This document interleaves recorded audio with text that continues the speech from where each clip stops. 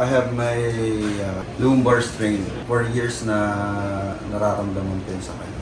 Then after my first session, yun, malaking ginhawa na yung daman ko sa lumbar ko.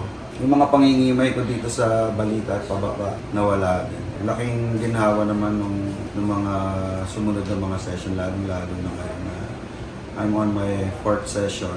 Ngayon nakakapag-bike na ulit. Atlas, you're amazing.